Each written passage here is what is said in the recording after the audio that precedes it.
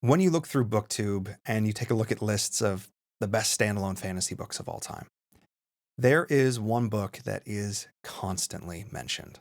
The Sword of Kaigen by M.L. Wang blew people's minds back in 2019 when it won SPFBO. Out of hundreds of indie books that came forward, it was pretty, I think, undisputedly crowned the champion and has gone on to sell thousands and thousands of copies, putting M.L. Wang on the map as this really sort of, heads and shoulders stand above indie author. And someone who I feel like up until this point I should have profiled on the channel, and is absolutely an oversight from myself not to have done so. I was clearing off my Kindle a couple days ago and realized, wait a second, I have it on here and I haven't actually read it yet. So I sat down and went through it, and my goodness, I have so many mixed feelings about this book, and so much so that this is not going to be a standard sort of video review. I often will do sort of spoiler-free reviews and sort of more in-depth ones. This is going to be just an all-in sort of like essay-style deep dive on this book, because I think this is such an interesting example of, I think, partially when marketing fails a book, and also when things don't go properly, how ideas and plans that are set up can sort of give people the wrong impressions. And that's sort of a little bit cryptic, but I promise I will get into it. For those who are just sort of clicking this video and going, well, Paul, is it a good book or not? Yes, there are so many things about this book that are absolutely wonderful. A beautiful cast of characters, deep, complex, and nuanced, a really interesting setting, beautiful flowing prose, and wonderful descriptions, which are unfortunately marred by some really odd structure and pacing choices, and honestly, world building that I just could not get behind. So we're going to do a deep dive into it. This was a book that I'm so torn on that warranted a full, long, in-depth video. So we're going to go. If you enjoy this kind of content, of course, be sure to hit the like button and subscribe. It does make a big difference. And if you are looking for something that's more spoiler free, this probably isn't the video for you. But if you're curious to hear my thoughts on a book that quite literally made me cry, I was so invested in the characters, but walked away from it feeling kind of weird and dejected. How did we get all this in one book? This is a book of absolute extremes, and one I need to talk about. So this is what is called a Theonite war story. And I think it's important to talk about this, and I think important to talk about this from the outset. So this book was, for all intents and purposes, marketed as a standalone. It was supposed to be a book that you could read on its own in its entirety, sort of set apart from other things that the author was doing, but it would still make perfect sense. The problem is that it really didn't accomplish that. Now, the author had written 2 books up until this point, 2 books in the Theonite series, and they had done a metric ton of world building when they went and did that. Now, the problem is that these books, I mean, I haven't read them. I can't really speak to them, and I can't read them. No, not like I won't read them, or not like I don't want to read them. I physically can't read them. The author has taken them down. You can't. The only way to find these books is to pirate them. And this is, I think, a relatively new development. Looking at their website, they have this very long article that sort of goes in and talks about the process here. And I guess they started world building on this series when they were 12 and released a couple of earlier books, and they weren't really happy with it. And then Sword of Kaigen blew up, did amazing for them, and they sort of like, okay, I want to keep building this world. That's awesome. And they had a couple more books sort of planned as potential offshoots and spin-offs, and just couldn't get into any of them. And as a writer, I really sympathize about that, because she fully intended to go back and continue to work on this. But the problem is that it bookends this story really poorly, because this book starts off with what could be a really fantastic and interesting world, and ends in what could be a setup for continuing a really compelling story. But the problem is you don't have either of those elements. And I think the biggest single issues with this book is that it is not truly a standalone. So let's dive into it a little bit more quickly. Again, for those who maybe read it years ago, the plot synopsis: it is a mostly dual POV story. A mother and a son, Misaki and Mamoru, who live in what is Japan? Like, it is Japan, maybe like it. I tried to do some research into the other books. I think this sort of started as a Portal fantasy story. Like, I think this is meant to be a very sort of, I think it is basically meant to be Japan. It's an island peninsula. They literally speak Japanese, which I will get into how that is kind of weird later on. They grew up in this very classic, what is supposed to be like samurai culture. Again, very much inspired by Earth's Own. Again, they literally speak Japanese, like, and it is spelt out phonetically in English, which I don't like. I don't even watch anime in dub, guys. Like, that's it. To me, that was like instantly a little bit like, okay, maybe a preference thing. That's fine. And part of the problem is, as you continue to deep dive into this culture, I think if it was more standalone and more separate, it would feel a little bit better, but it almost feels like a parody. And already I was kind of grinding my teeth a little bit. I was like, all right, I think I can look past this. And again, the prose is beautiful. The initial descriptions of where they live, and this beautiful mountain, and this, instantly though, the prose was lovely, and the character writing and back and forth. And you're like, okay, like you're instantly invested in Mamoru as a character. Like instantly, this young boy who's living under the weight of this massive amount of pressure that's put on him. He's, this swordsman who must master this one family technique in magic. And that's the whole thing this family does. They are the weapons that protect this empire. All their enemies are over, across the ocean, and they are the first line of defense. And this series of islands is the Sword of Kaigen. It is that defense, and they protect the empire. Cool. Like instantly from that perspective, I dig the concept. And then again, another person, the northerner, comes from out of town. And while everyone at this point is living in like literally feudal Japan, essentially, this is a modern day Korean, like has sneakers and a cell phone and is coming to bring technology. And already I'm instantly like, whoa, okay, that's a bit of a whiplash. All right. I mean, I'm definitely not the person to discuss the intricacies of Japan and Korea's histories, but already sort of smushing these cultures together, I went, okay, I need more explainer here. I need more explainer. And this is where the start of this book absolutely goes off the rails. I'm just going to start throwing words on the screen. These are all the terms that get thrown at you in the first 50 pages of this book. They literally have a history class where they sit down and give you pages and pages of history. It is one of the worst info dumps I have ever seen in a book. And I'm floored because it's mirrored by, again, pages of nice writing and beautiful prose. And you're setting this up. And then it's just smack in the face, oh, fun fact, all the words that I just put on the screen, they're not from the whole book. Though there is a massive glossary in the back. This is 2 pages, 2 ebook pages worth of terms that are thrown at you. And this is where I felt, hang on, I'm missing something here. And this is sort of the first instance where I realized, I said, this is a standalone? Because there's coming into it, and from what I gather, this book is kind of a prequel to these books that you can no longer read. And I'm sitting here going look, I don't mind the fantasy terms. I'm a big fan of Tolkien. You can absolutely come to me and make up some terminology. That's totally fine. But there is a thick ass glossary in the back of this book for all of these terms. And the problem is they're often so similar to one another. And maybe this is the Westerner speaking, you know what I mean? Maybe if you're someone who's, more used to words that look like this and they use them on a daily basis, it wouldn't feel so bad. But I think the average person who read this is probably someone in North America. It was published in English. The author lives in North America. Cool. And I'm sitting here trying to keep all these things straight, and they're just never really explained. Eventually you piece them together between, from context, and that's fine. I don't mind having to work a little bit, but I am legitimately confused. And then I'm confused that I'm confused because it shouldn't be this hard. You know what I mean? And it's so odd that I criticize a story for its world building. The world, it's not even that it's too rich. It's just that, again, you're telling me this like I should know. I don't know. And you're just sort of thrown and thrust into this, given very little additional context.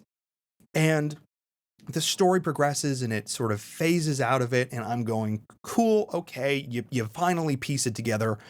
Cool, there's different groups and they each have different magic powers, and the different countries and they sort of have different magic powers. And then the more you say it out loud, the more you realize this is probably Avatar: The Last Airbender fan fiction. I haven't seen this confirmed anywhere, but she said she started writing it when she was 12. This isn't a dig, for the record, but I'm if I was a betting man, I would bet money that this started as Avatar: The Last Airbender fan fiction, put onto a sort of alternate world version of Earth, with like China and Korea and Japan and stuff sort of warring and feuding. And that just instantly creates a weird mishmash of things. But again, this is never, it's explained. You don't realize that, oh, those are airbenders until they roll up on the shore and start blasting tornadoes. And then you go, oh, okay, so those are airbenders. There's like light weavers as well going on. Okay, cool. They can do stuff with, there's people who can use fire. Okay, so there is a multi-racially driven, bloodline background. There is bloodbending as well. System in place. Okay.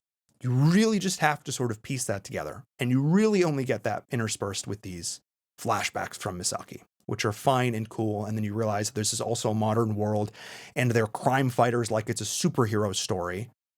Yet that's like one contiguous flashback sequence. And at this point, I'm thinking, what the heck is going on? Like, I appreciate that this is world building. I appreciate this is character building. And again, the moments that are great are excellent. And I'm like, okay, what the hell is happening to the structure of this book? What is happening? And then, there's this really interesting moment with the main character and his father, who is another key character who we'll dive into a bit more. And he has this moment of like, the government's lying to us. What's going on? Everything I knew about my life has been shattered. They're teaching us incorrect histories. I'm like, okay, now we're starting to get some cool stuff. The political intrigue, excellent. The book starts to get back on its rails. I'm like, all right, excellent. And then the climax of the book happens. There is this massive, beautiful, wonderful fight sequence. There are these great in-depth moments where the backstory you get about Misaki and her character comes to fruition, and she has to reclaim the person that she was and realize that she still can be this warrior and this fighter in a world where the patriarchy has like knocked down women to a point where they can only be one thing. Very freaking cool. Very cool. And Mamoru, this amazing main character who you've come to love over this course of this book, has this final epic moment where he sort of rises to everything that his family aspires to. He embodies everything that is his culture, despite the fact that he's been, some part of it, he's become disillusioned with the politicking side. At the end of the day, it doesn't matter to him as long as he's protecting the people that he's sworn to protect. And he has this amazing moment and he dies. And I'm like in tears. And then I look at the book and I realize I'm at the 50% mark. And I'm going, what? This is the climax of the book. This is the third act. And at this point, you're like 300 and something pages in, like what could be a good spot for it. And I look and we still have 300 pages left. And I'm like, okay. And then he dies and it's really the focus of the book shifts and you realize that he probably wasn't really ever the main character at all. And really it's about Misaki and Takiro, her husband, this stone cold or ice cold grizzled warrior who's now forced to step into a leadership role. And it's about them reconciling 15 years of horrible marriage. And it's about the aftermath and it's about processing grief. And I'm like, okay, I can still, because normally you don't talk about the aftermath of the battle. Normally it's, hey, we won and we're victorious and look towards the horizon and great. And you don't think about the families of the warriors who are dead or the villages they have to rebuild. And I'm like, okay, I really respect the author's going to take some time to dive into this. But then other plot things start happening. There's an assassination attempt. A young girl goes missing. A lover from the past reappears to, tie up old wounds and sort of, bring closure. And he's seeking out information about his murdered wife and the son. And there's this warlord or crime lord who's out there. And I'm like, what the fuck?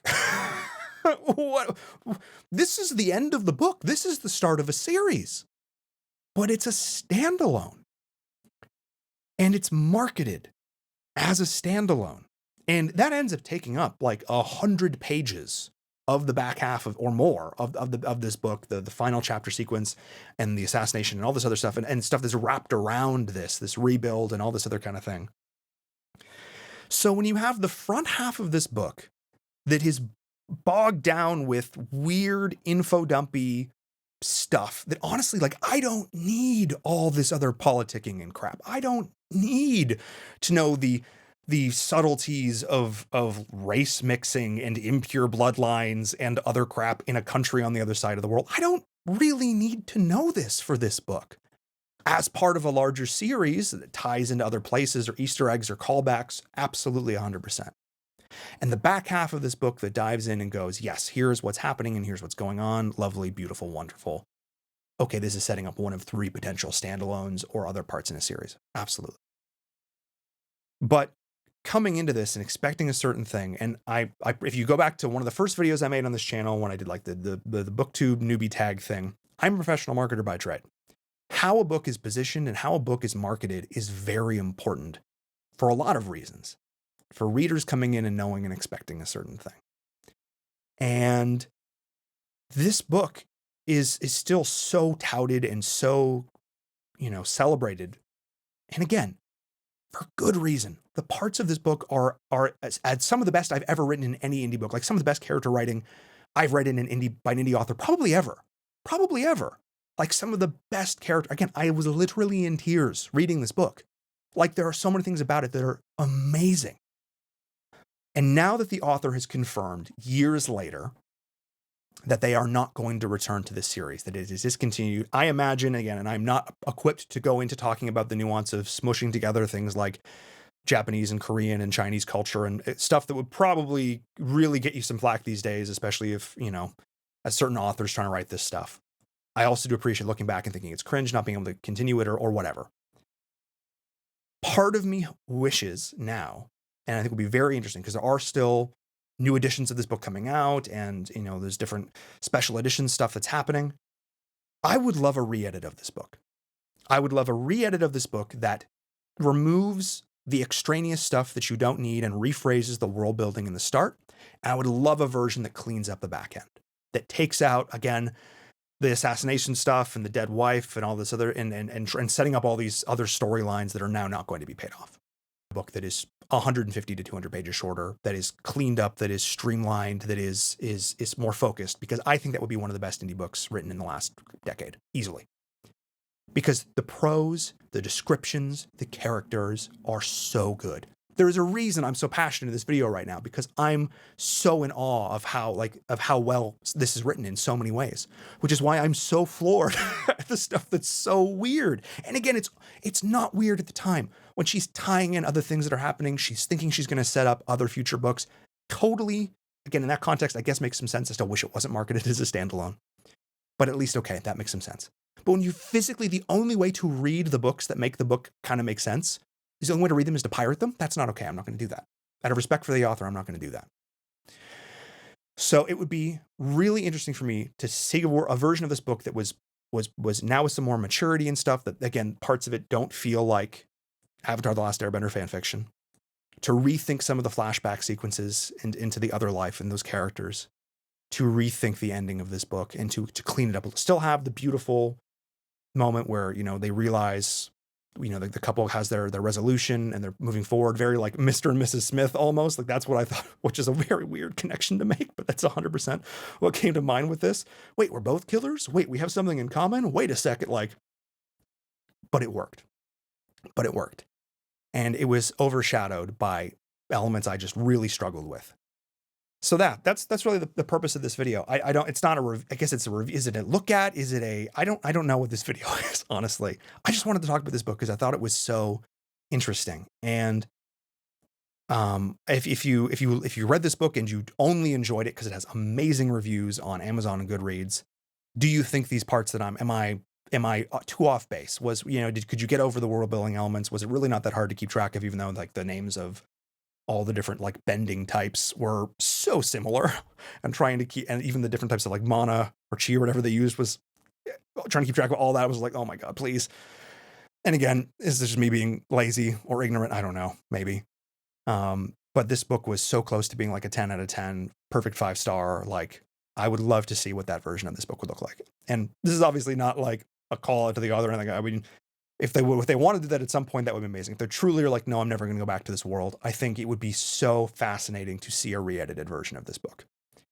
And yeah, that's all this video is. That's just me sort of lamenting what was so close to perfection, as close as you can get for like an indie book like this, which again, so amazing. Like Mark Lawrence and team over at SPFBO. like be able to help find gems like this. So very cool. And I definitely want to go back. I need to look. I need to dive into the SPFBO Winners from 24 and sort of take a look at some more of those books, because I'm curious to see if we can find some more awesome ones like this. So yeah, this is this video, a bit of a different format for this channel, but I read this book and I really wanted to talk about it because it's so fascinating to me. So yeah, if you like this content, like and subscribe. Please hash it out in the comments. Talk to me if I'm right or wrong. I'm really curious to hear what you all think. Doing a lot more reading recently as well. So I've got a bunch of videos queued up for this channel, including a very cool author interview, diving into the business and marketing side of the indie publishing space. So definitely keep an eye out for that. And I will see you all next time. Cheers.